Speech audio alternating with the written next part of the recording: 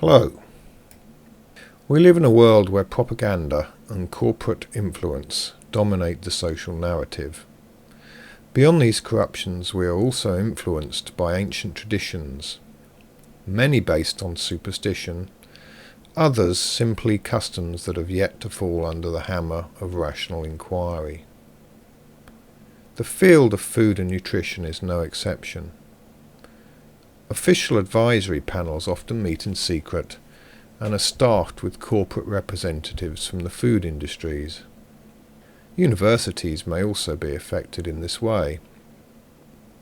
I've been interested in food and nutrition for over 27 years.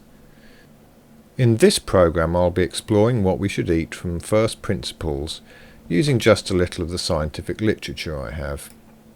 We start with physicist Hans Dehmelts' question: what is the optimal anthropoid primate diet? The title of a 2001 article. Hans didn't want to wait for all the empirical work to be done to discover the optimal diet, because he wanted to know what was good to eat already. So he started with the assumption that we are adapted to eat the diet our ancestors evolved on. This is the same biological theory used to justify the paleo diet. The Paleolithic era is relatively recent in terms of evolution, and an age in which the application of cooking and tool use already greatly separated our ancestors from the ancient diet that made up a far greater part of our history. Hans suggests that it may be wise not to stray too far from our evolutionary line's surprisingly uniform, predominantly frugy and herbivorous diet that is only lightly supplemented with animal matter. Hans says that changes in the basic body design of an established line of large mammals by environmental influences appear a near impossibility.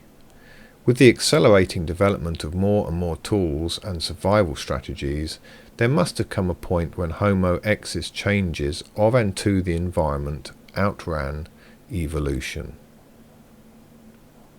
Hans bases his optimal dietary model on the chimpanzee.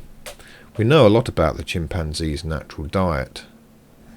It's not a bad starting point because we share about 99% of our DNA in common with chimpanzees. Unfortunately, that 1% variation still leaves a lot of room for significant differences.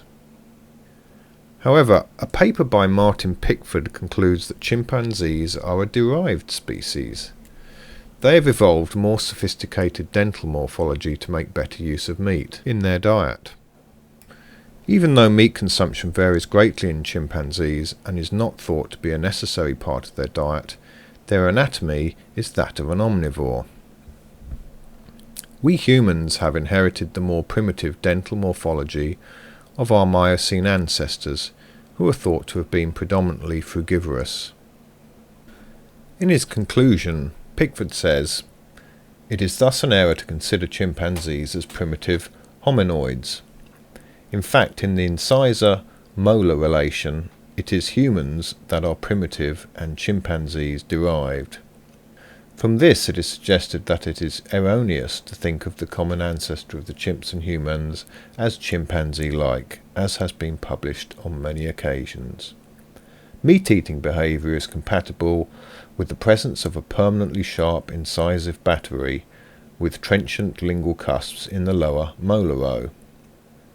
What seems clear is that chimpanzees are using their anterior and posterior dentitions in ways that no other hominoids have ever done, whether Miocene or recent, with the sole possible exception of Pongo, which means the orangutan. This is quite a feat in evolutionary terms. In Richard Dawkins' book The Selfish Gene, he explains that in a herbivore gene pool, any new gene that confers on its possessors sharp meat-eating teeth would not be very successful, because you cannot efficiently eat meat unless you also have the right sort of intestine and all the other attributes of a meat-eating way of life. Anyway, enough of the background theory. Let's apply what we just found out to the kinds of things people are eating today. This table is a crude averaging of food groups found in the USDA database normalised to fruit and then ordered by relative food energy content. As you can see, the fruit and vegetables represent the lowest relative energy content, with other common consumables having many times the amount of food energy proportion more.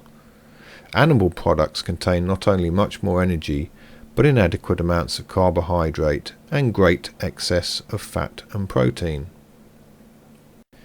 It's easy to see from these numbers why replacing our ancestors' staples of fruit and vegetable matter with animal products and other consumables unavailable to our ancient ancestors would promote diseases of excess. I think the scientific literature makes a clear case for people to eat a diet based on fruits and vegetables, and that straying from this approach is incongruous, theoretically and numerically. Thanks for listening. For more information, look out for my ebook, Are Humans Omnivores?